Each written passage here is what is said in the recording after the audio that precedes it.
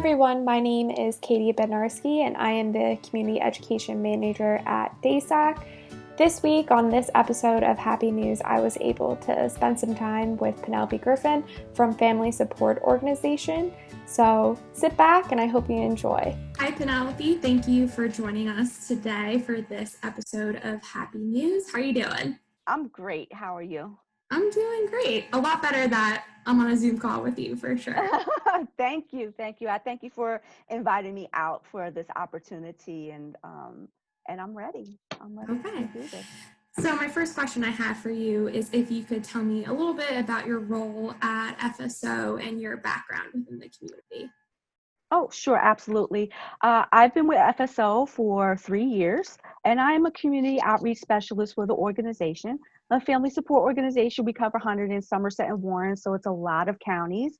And it's important to know what FSO's mission is. And what we do is we ensure that children with special emotional, developmental, intellectual, substance use challenges and their families are provided culturally competent, community-based, and compassionate support. And that is in the form of education, information, and advocacy. So my next question for you is, with so much of the nation acknowledging the disparities of racial injustices, how's your organization contributing to addressing these disparities and promoting social inequality? Thank you for asking that question. I think it's, an unprecedented time for everybody in the nation. And so it's important to know that FSO acknowledges those disparities in racial and social injustice in the nation. Our board of directors and staff, they're committed to making positive impacts and change for the greater good of the families that we serve. My last question I have for you is, what is a meaningful thought, lesson, or message you would like to share with everyone watching right now? Okay, so there's two. The first is that I'm trying to pick out all the positives, right? So the positive is that we have been able to spend time with our families, maybe even see our friends more through Zoom. I mean, some of us haven't, we pick up the phone, but do we Zoom? Do we see them physically? So it's given us the opportunity to take that time to be more with family and friends on another level. But it's also shown us that we're so much stronger than we ever thought we could be. And I think that's a plus from COVID.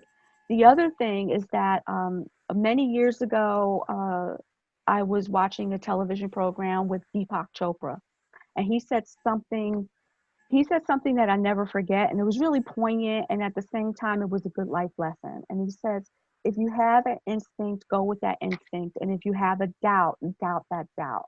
And I've tried to live like that ever since, right? Because when we look at our instincts, some people are scared to go with the instinct because they're scared.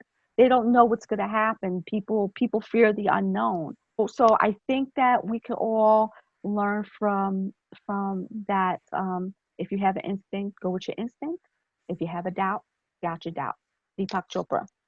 So I think that that's how I try to motivate myself. Yeah, that's great.